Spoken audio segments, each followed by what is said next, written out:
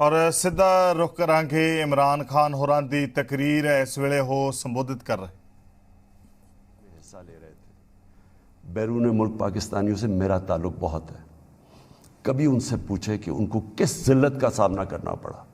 Year پکڑ پکڑ کے ان کو ڈیٹین کر دیتے تھے، عام بے قصور لوگوں کو پکڑ کے پاکستانی کو جیل میں ڈال دیتے تھے باہر کی ملکوں، جبکہ یہاں ہم ان کے لیے جنگ لڑ رہے ہیں، باہر پاکستانی دشمن بنے ہوئے ہیں۔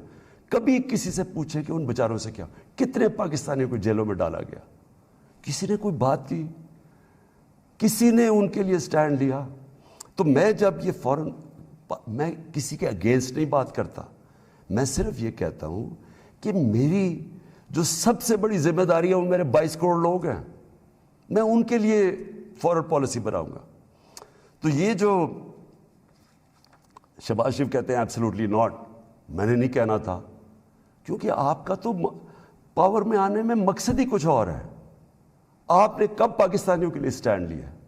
بتائے کتنی دفعہ یہ جب بمباری ہو رہی تھی آپ کے منہ سے آواز نکلی، اور آپ کے بھائی صاحب کبھی بات کر ہی نہیں سکتے، کیونکہ آپ کے سارے جو اربوں روپے سب پتہ ہے ان کو کدھر پڑے ہوئے ہیں۔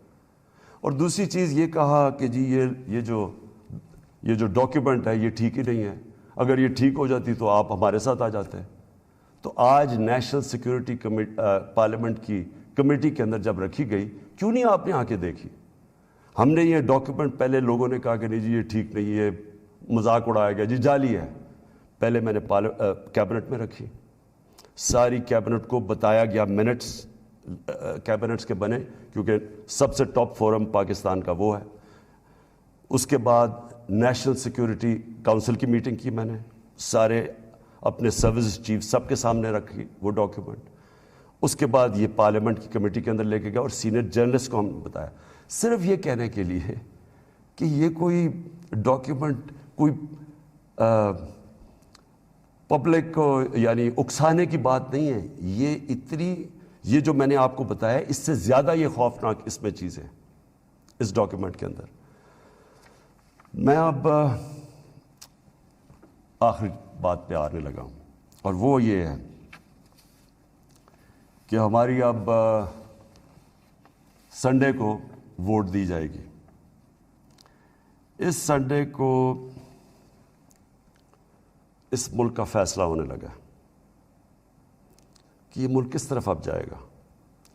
کیا وہی غلامانہ پالیسی، کرپٹ لوگ جن کے اوپر 30 سال سے کرپشن کے کیسز ہیں، نیب میں ان کے کیسز پڑے ہیں، بدقسمتی سے کوئی اور ملک ہوتا جس کے اندر یہ انصاف کا نظام زیادہ طاقتور کو قانون کے نیچے لانے جن کی صلاحیت ہے، اور جو بھی خوشحال ملک ہیں دنیا میں، جو بھی جن ملکوں کے اندر غربت نہیں ہے، خوشحالی ہے، جو پروگریس کر چکے ہیں، ترقی یافتہ ملک ہیں، ان سارے ملکوں کی ایک چیز آپ کو کامن ملے گی کہ طاقتور مجرم کو ان کی صلاحیت ہوتی ہے قانون کے نیچے لانے کی۔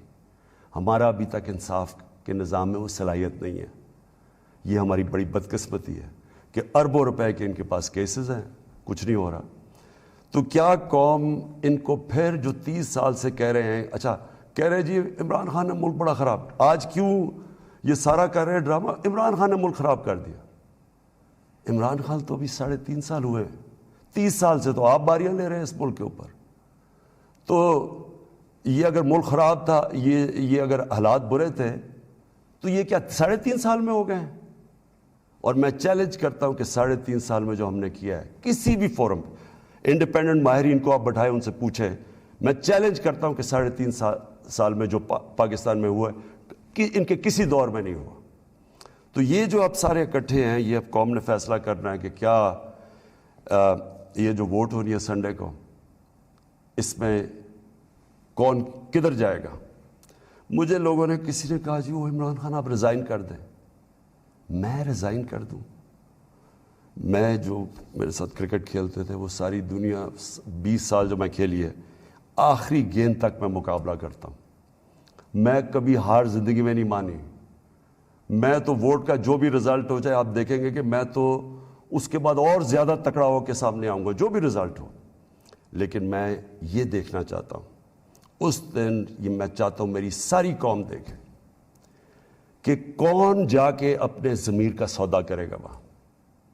اگر کوئی یہ کسی کو کہنے کی کوشش کر رہا ہے نا کہ جی ہمیں ایک دم پتہ چلا کہ عمران خان تو یہ تو بہت ہی نااہل یا برا تھا، آپ کو ریزائن کرنا چاہیے تھا. ہم جمہوریت کے اندر لوگ ریزائن کرتے ہیں.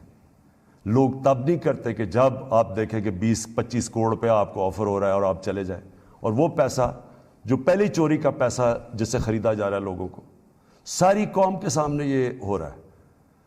وہ جگہیں بنی ہوئی ہیں جدھر میریٹ کے اندر یا سندھ ہاؤس کے اندر یہ تماشا چل رہا ہے ساری قوم کے سامنے. میں تو یہ پوچھنا چاہتا ہوں کہ ہمارے نوجوانوں کو ہم آج کیا سبق دے رہے ہیں؟ ہم کیا ان کو بتا رہے ہیں کہ یہ ہمارے جو پبلک ریپرزینٹیٹیو ہیں ان کی قیمتیں لگی ہوئی ہیں؟ یہ ساری قوم کے سامنے ہو رہا ہے. یہ کوئی چھپی بات نہیں ہے. آپ الٹا بھی لٹک جائیں، کوئی یہ نہیں مانے گا کہ ان 3 لوگوں کے پاس کوئی اس لیے جا رہا ہے کہ یہ تو بڑے کوئی نظریاتی لوگ ہیں. کوئی نہیں ماننے لگا کہ یہ آصف زرداری یا شہباز شریف، نواز شریف یا فضل